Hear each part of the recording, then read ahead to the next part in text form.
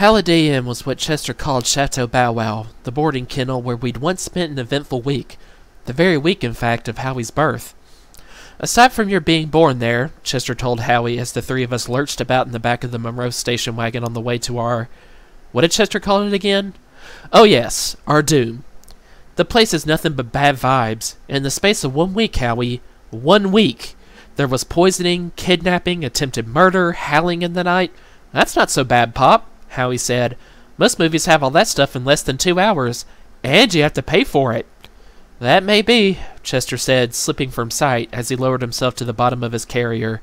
"But this is not a movie, Howie. This is reality." I wanted to remind Howie that Chester's definition of reality was not necessarily a match for Webster's, but I was feeling a little too carsick at the moment to do anything more than groan. I groaned the rest of the way to Chateau Bow-Wow. At first glance, the place looked as I remembered it. A large, creepy house high on a hill with a compound of cages behind it. The compound was surrounded by a tall wooden fence. There was a gate in the fence, and a sign on the gate welcoming us. I noticed the sign had been changed. It used to read, "A special boarding house for special cats and dogs." Now cats and dogs had been replaced by pets. I wondered at the change. Noticing that change brought other changes to my attention. The house and the cages had been repainted.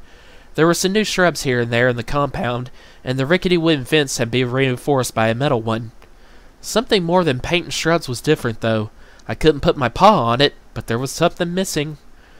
Shortly after the Monroes left, Chester, Howie, and I found ourselves standing in the center of the compound in the midday sun. The air was as still as a puppy who's just chewed a hole in the carpet and hears her master's key in the door. Howie looked around in awe. "So this is where I was born," he said. I followed his gaze as he turned to take it all in. The grassy compound was surrounded on 3 sides by seemingly empty cages. I made a mental note to tell Howie that at Chateau Bow-Wow, cages are called bungalows, behind which stood the wooden metal fence. The 4th wall of the compound was actually the back wall of the house, with an extension of fence going out from one corner. There was a door in the wall leading into Dr. Greenbrier's office, and a gate in the fence leading outside. It was incredibly quiet. "Must be siesta time," Chester quipped. I nodded in agreement. Howie sniffed the air. "Maybe we're the only ones here." That's when it hit me. The big difference in Chateau Bow-Wow was that our friends weren't there. Max, Louise, Georgette, Taxi, Howard and Heather, even Crazy Lyle. They had been what had made Chateau Bow-Wow so, shall we say, unique.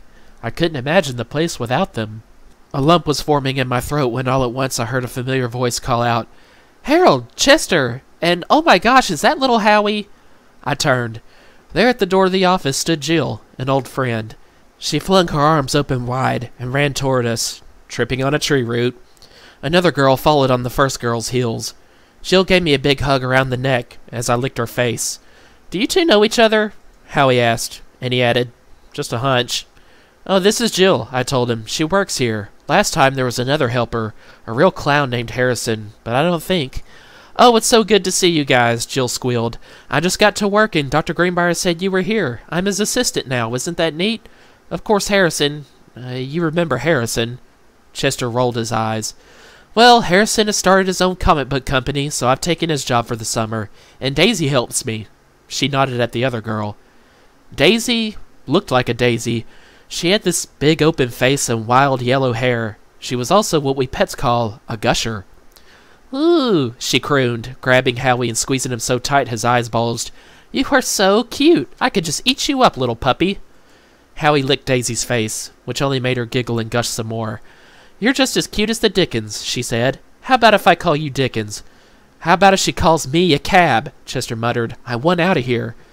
Glancing at the fence, I thought, not much chance of anybody getting out of this place. "Daisy," I heard Jill say then, "I'm afraid you're going to have to put Howie down for now." "Aw, do I have to?" "Afraid so. We really need to finish getting the bungalows ready for these guys." Daisy nuzzled Howie's nose. "Goodbye, Dickens," she said. "Hug you later, okay?" She put Howie gently back down on the ground, and the two girls walked away. Howie couldn't take his eyes off of Daisy. "She's cute," he said with a sigh. "Gee, Uncle Harold, is this what they call puppy love?"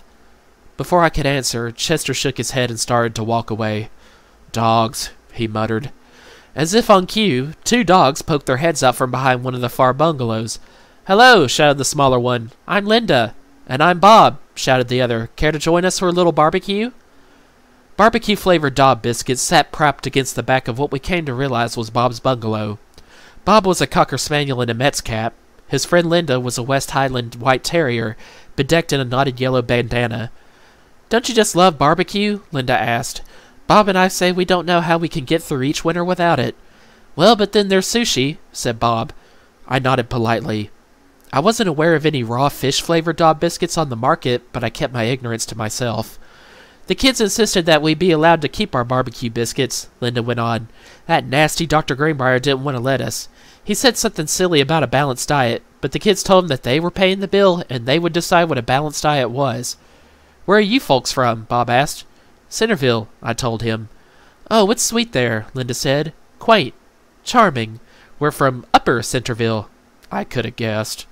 "We have a pool, of course. We have to be careful not to fall in, don't we, Bob?" Bob nodded. "Do you have a pool?"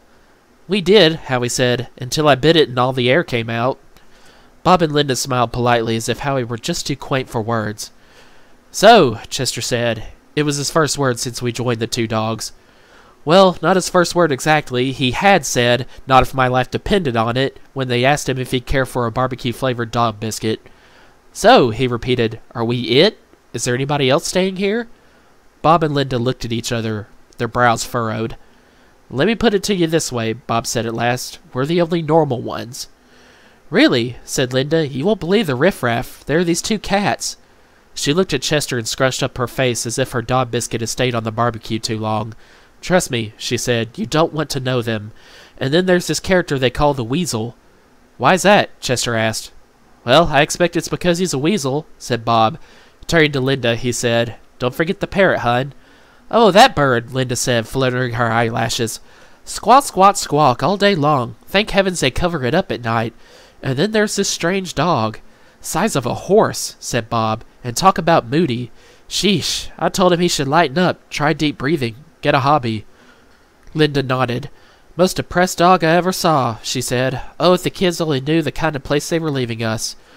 "This is the longest that the kids have been away from us," Bob explained. "They send us postcards, but we can't help but worry." "Here, let me show you," Linda said. She pulled a card out from behind the biscuit bag. On the front was a picture of a long stretch of sandy beach. On the back were these words: "Dear Bob and Linda, never saw water so blue. Hope you're having fun at Chateau Bow-Wow. We miss you like crazy but need the space. Love, TNT. Tom and Tracy," Linda explained. "The kids." Chester leaned over and whispered in my ear, "If these two are the normal ones, I can't wait to meet the others." Linda gasped. "Don't look now," she said, staring at something behind us. Naturally, we all turned to look. Two, what you might call if you were in a forgiving mood, cats were heading in our direction. One, a skinny, striped gray with matted fur, strutted so smoothly her shoulders must have been on ball bearings. Her piercing eyes were stuck on us like hungry fleas. Her blank-faced companion was fat, long-haired, and tabby. As she waddled toward us, I noticed she was chewing something, and I couldn't help wondering how she kept from getting whatever it was stuck in all the long hairs around her mouth. "Well, well," the gray one snarled as she approached. "And we've have here, The tabby circled Chester, giving him the once-over. "Nice whiskers," she said in a husky voice when she came full circle. For the first time since I'd known him, Chester appeared to be at a loss for words. The tabby stared him in the eyes and asked, "Did you bring any rations?" Chester took his time before answering. "Are you talking to me?" The scrawny gray cat snorted. "Well, she ain't talking to your mother," she cracked, breaking into a snorty sort of laugh. The fat one chortled huskily. Chester, Howie, and I exchanged nervous glances. Bob and Linda just shook their heads sadly, no doubt wondering what the kids would think if only they knew. The gray cat stopped laughing abruptly. "I'm Felony," she said, spitting out the words. It was less an introduction than a threat. "And this here's my sister, Misdemeanor." "Your sisters," Howie said. "Sisters in crime," Felony snapped. "Cat burglars. Want to make something of it?" There was a long silence during which no one chose to make something of it. "What were you saying about rations?" Chester asked at last. Felony sneered. "I'll let you in on a little secret," she said, glancing around. "The glot they serve here is enough to send your taste buds out on strike." "They say it's good for you," Misdemeanor chimed in. "But I say so's a flea collar. Doesn't mean I want to eat it." "So we was just wondering if you brought anything with you," Felony went on. "Something besides mosquito-flavored crackers." She snapped a look at Bob and Linda. "That's mesquite." Bob said softly. Whatever, said Felony, turning back to Chester. I'm afraid not, Chester said. Pity, said Felony. You're gonna wish you had. The food's that bad? I asked. Like nothing you ever ate, Felony replied. Like nothing you deserve, said Misdemeanor. Gee, said Howie. It sounds like cruel and unusual punishment. Misdemeanor nodded her head. However, once Felony and I have found that, she started to say, but the other cat gave her a sharp look that stopped her cold. Her mouth snapped shut and she resumed chewing. Chester eyed the two cats suspiciously. Suddenly the air was filled with a distant, high-pitched voice singing what for all the world sounded like a hymn.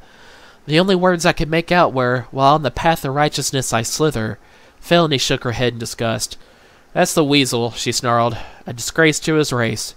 A shame to his name, said Misdemeanor. Howie, who hates being left out, said, A wart to this sort. We all turned slowly. He smiled up at us and said weakly, A blot to his lot? A blister to his sister? A bother to his father? Oh dear, I heard Linda whisper to Bob. Perhaps you and I are the only normal ones here after all. I wasn't the only one who overheard. What's that supposed to mean? Felony said, turning her eyes into tiny slits. Linda laughed nervously. Oh, nothing. Yeah, well, it better mean nothing. Else watch out for your doggy biscuits. Surely, said Bob, arching a superior eyebrow, stealing dog biscuits is beneath you. Misdemeanor arched a superior eyebrow of her own. Nothing is beneath us, she said with pride. I caught the little smile behind her eyes and began to wonder if Chester might have been right. Perhaps something terrible was going to happen.